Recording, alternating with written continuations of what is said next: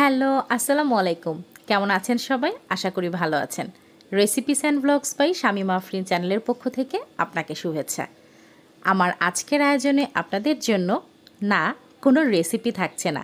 আজ আপনাদের সাথে একটা কিচেন টিপস শেয়ার করার জন্য চলে এসেছি। বাজার থেকে পুদিনা পাতা কিনে আনলাম। যখনই কোনো রেসিপিতে পুদিনা পাতা লাগে, হয়তো সামান্য একটা দুটো ডাল হলেই হয়ে যায়, কিন্তু কেনার সময় তো আর ওই একটা দুটো ডাল অল্প একটু পাতা ছিঁড়ে কেনা যায় না, এরকম আঁটি ধরেই কিনতে হয়। আর পুদিনা পাতা কিন্তু সবসময় হাতের কাছে পাওয়াও যায় না। বড় সুপার শপ বা বড় কাঁচা বাজার ছাড়া ছোটোখাটো যে ভ্যানের উপরে সবজিওয়ালা মামারা সবজি নিয়ে বসে, ওখানে কিন্তু সবসময় পুদিনা পাতা পাওয়াও যায় না। তো দেখা যায় এই পুদিনা পাতা কিনে আনার পর পুরোটা খেয়ে শেষ করতে পারাটা একটা দুঃসাধ্য ব্যাপার। সবসময়ই এমন হতো আমার যে যতটা এনেছে তার অর্ধেকটাই হয়তো পচে গেছে। ওই কিনে আনার পর স্বাভাবিক পলিথিনে মুড়িয়ে ফ্রিজে নরমালে রেখে দিতাম, আর দেখা যেত যে অল্প কয়েকদিনের মধ্যেই পচে গেছে।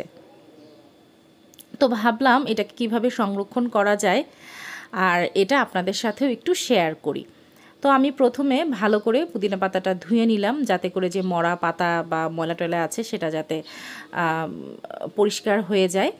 এবারে একটু পেপারে আমি একটু ছড়িয়ে দিলাম, যাতে করে এক্সট্রা পানিটা চলে যায়।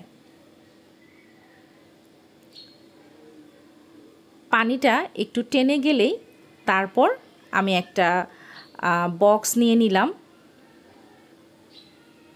এই যে একটা বক্স নিলাম, বক্সে প্রথমে আমি টিস্যু দিলাম।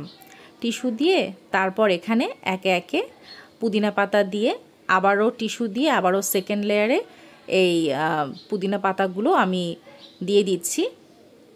এখন যে গরম পড়েছে, এই গরমে দুপুরবেলা একটু ফলের জুস, বিশেষ করে কাঁচা আমের জুস খেতে দারুণ লাগে। তো কাঁচা আম বা জলপাইয়ের সিজনে জলপাই যাই বলেন না কেন, ফলের জুসে কিন্তু একটু পুদিনা পাতা দিলে বেশি ভালো লাগে, মজা লাগে। আবার বিকেলবেলা চা বানাতে রং চায়ে একটু পুদিনা পাতা দিলে ভাল লাগে। তো এই যে আমি এইভাবে এখন বক্সটা ঢাকনা লাগিয়ে তারপর আমি ফ্রিজে নরমালে রেখে দিব। এতে আশা করি বেশ কিছুদিন এটা ভালো থাকবে। আপনারা কিন্তু চাইলে এটা ব্লেন্ড করে আইস ট্রেতে ছোট ছোট আইস করেও ডিপে রাখতে পারেন, আর এটা নরমালে রাখলেই হবে। আর যদি আপনার বাসায় ফ্রিজ না থাকে বা আপনি যদি ব্যাচেলর হোস্টেলে থাকেন, তাহলে কিন্তু আপনি কোনো জুসের বোতলে বা গ্লাসে পানিতে ভিজিয়ে রেখেও ইজিলি আপনি এটা কয়েকদিন ব্যবহার করতে পারবেন। আর আরেকটা সুবিধা হলো, আপনি ভিজিয়ে রাখলে এটা থেকে যে শেকড় ছাড়বে, তারপর চাইলে এটা কিন্তু আপনি আপনার বারান্দার টবে লাগিয়েও সারা বছর পুদিনা পাতার চাষ করতে পারেন। তো আমি এই একটা গ্লাসে আর একটা জুসের বোতলে এগুলোকে ভিজিয়ে রাখছি। শেকড় ছাড়লে আমারও প্ল্যান আছে আমি আমার বারান্দার টবে এগুলো লাগিয়ে দিব। তো যদি খুব ভালো গাছ হয় তো সেটা আবার আপনাদের সাথে আবার শেয়ার করব। আপাতত এই পর্যন্তই। তো বলুন কেমন লাগলো আমার আজকের এই কিচেন টিপসটি।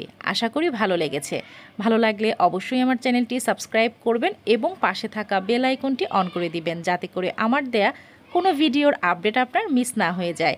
আপনারা সবাই খুব খুব ভালো থাকুন, সুস্থ থাকুন, গরমে নিজের যত্ন নিন আর আমার জন্য দোয়া করবেন।